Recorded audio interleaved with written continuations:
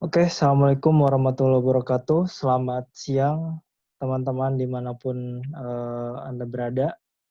Saat ini kami dari kelompok 7 sedang melakukan web presentation melalui Zoom.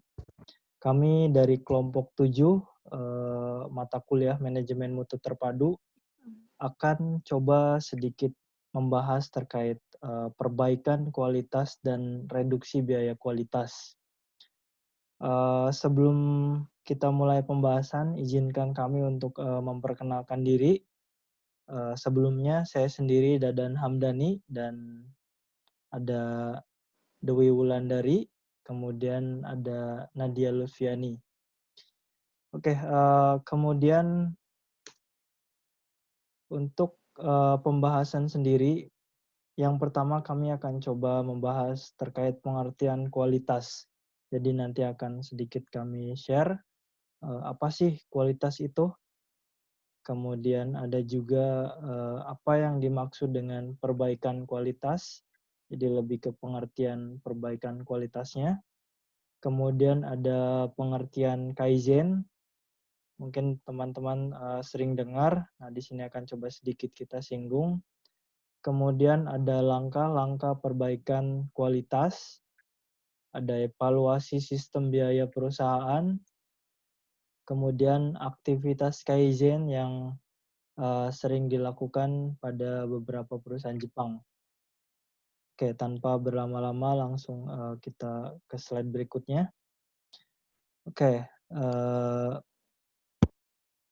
untuk kualitas sendiri, apa sih kualitas itu? Secara sederhana, pengertian kualitas adalah tingkat baik atau buruknya mutu, taraf, atau derajat sesuatu. Dalam hal ini, kata sesuatu dapat mewakili banyak hal, baik itu sebuah barang, jasa, keadaan, maupun hal lainnya. Kemudian beberapa indikator kualitas. Yang pertama adalah kinerja atau performance. Kinerja merupakan dimensi kualitas yang berhubungan langsung dengan karakteristik utama suatu produk. Sebagai contoh, kinerja utama yang kita harapkan dari sebuah televisi adalah kualitas gambar dan suara yang baik. Artinya ketika kita mendapatkan televisi dengan gambar dan suara yang baik, itu bisa atau sangat masuk dalam kategori kualitas yang baik atau kinerja atau performanya yang bagus. Kemudian yang kedua adalah fitur. Fitur merupakan karakteristik pendukung pada suatu produk yang dapat menimbulkan kesan lebih baik bagi konsumen. Sebagai contoh, beberapa fitur pendukung yang kita harapkan ada di dalam mobil yaitu pemutar CD, radio, remote control mobil, sensor, atau kamera parkir dan lain-lain. Kemudian yang ketiga adalah kehandalan atau reliability. Kehandalan berkaitan dengan kemampuan suatu produk bekerja secara maksimum pada waktu dan kondisi tertentu. Seringkali kita ketemui di sekeliling kita ya, ketika barang yang digunakan bisa digunakan dalam jangka waktu yang sangat panjang, seringkali kita sebut barang tersebut memiliki kualitas yang baik. Kemudian dari indikator di atas dapat kita pahami bahwa sesuatu dapat dianggap berkualitas apabila dapat memenuhi bahkan melebihi kebutuhan atau harapan manusia. Kemudian perbaikan kualitas. Proses peningkatan kualitas merupakan komitmen untuk perbaikan yang melibatkan secara seimbang antara aspek manusia, motivasi, dan aspek teknologi. Oke, kemudian mungkin teman-teman sekalian sering mendengar istilah Kaizen. Kaizen adalah suatu istilah dalam bahasa Jepang yang dapat diartikan sebagai perbaikan secara terus-menerus. Nah, di sini bisa kita lihat Kaizen sendiri terdiri dari dua huruf kanji ya. Ini kanji Jepang, Kai dan Zen. Kalau diartikan adalah satu-satu, Kai itu change atau perubahan, Zen itu good atau ke arah yang lebih baik. Jadi kalau kita artikan Kaizen dalam bahasa Indonesia adalah perubahan yang kita lakukan terus-menerus yang menuju perbaikan. Jadi untuk memperbaiki kualitas. Oke, kemudian slide berikut akan coba disampaikan oleh Ibu Dewi. Silakan Ibu Dewi untuk waktunya. Kami silakan.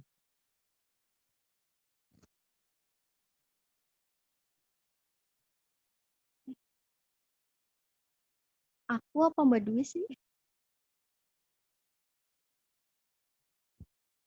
Mic-nya di unmute dulu.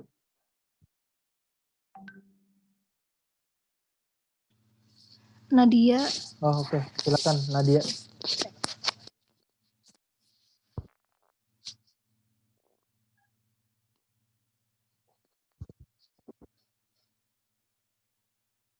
Udah langsung. Ya. Selanjutnya ada langkah-langkah perbaikan kualitas. Dalam hal ini, langkah-langkah perbaikan kualitas dibagi menjadi 9. Yang pertama, yaitu memilih dan menetapkan program perbaikan kualitas. 2. Mengemukakan alasan mengapa memilih program itu. 3. Melakukan analisis situasi melalui pengamatan situasional. 4. Melakukan pengumpulan data selama beberapa waktu. 5. Melakukan analisis data. 6. Menetapkan rencana perbaikan melalui penetapan sasaran perbaikan kualitas. Yang ketujuh, melaksanakan program perbaikan selama waktu tertentu. 8. Melakukan studi penilaian terhadap program perbaikan kualitas itu. Dan yang terakhir yaitu mengambil tindakan berupa tindakan korektif atas penyimpangan yang terjadi atau standarisasi terhadap aktivitas yang sesuai.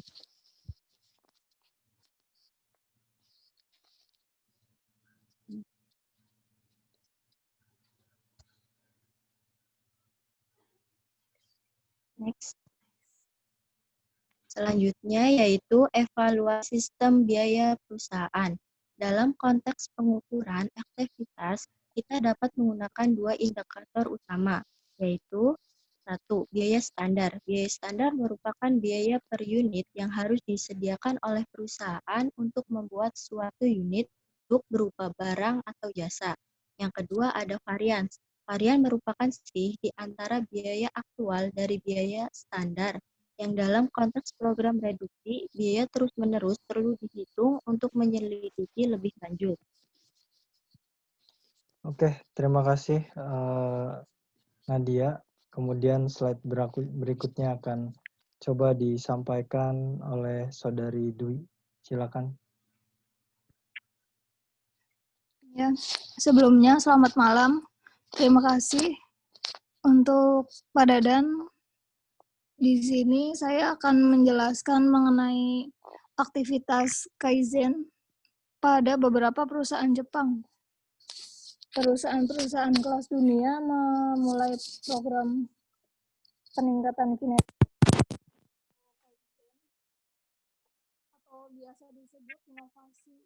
Peningkatan kinerja secara terus-menerus.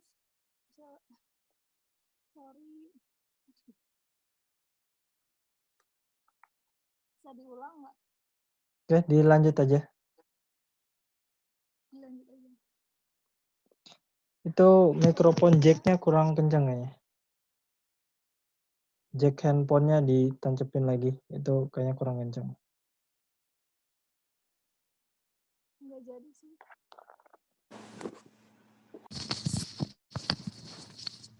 Oke, dilanjut. Tes. Oke. Sebentar.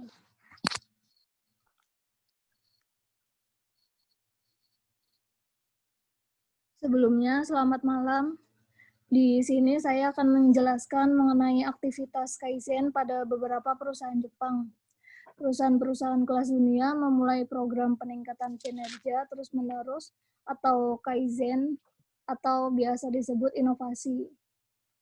Secara mendasar melalui memperbaiki housekeeping menggunakan 5S atau 5R. 5S adalah program Kaizen atau peningkatan terus-menerus yang memiliki arti sebagai berikut. Pertama itu ada seiri atau ringkas, yaitu kegiatan memisahkan item-item yang dibutuhkan dari item-item yang tidak dibutuhkan. Yang kedua itu ada saiton atau rapih. Rapih itu menyimpan item-item atau barang yang diperlukan di tempat yang tepat agar mudah diambil jika akan digunakan. Yang ketiga itu ada seiso atau resik. Artinya mempertahankan area kerja agar tetap dan rapi. Kemudian yang keempat itu ada seiketsu atau rawat, yaitu melakukan standarisasi terhadap praktek 3S, yaitu seiri, seiton, dan seiso yang disebut di atas.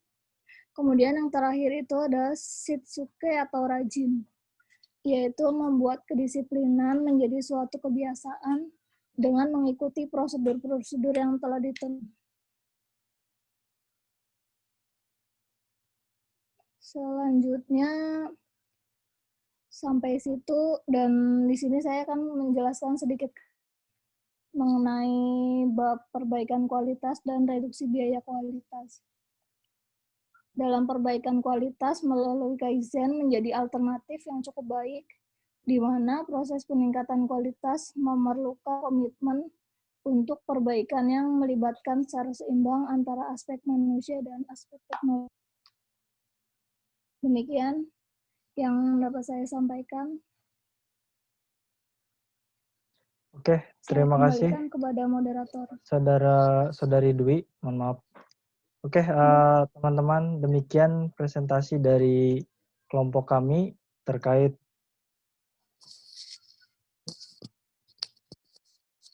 dengan pembahasan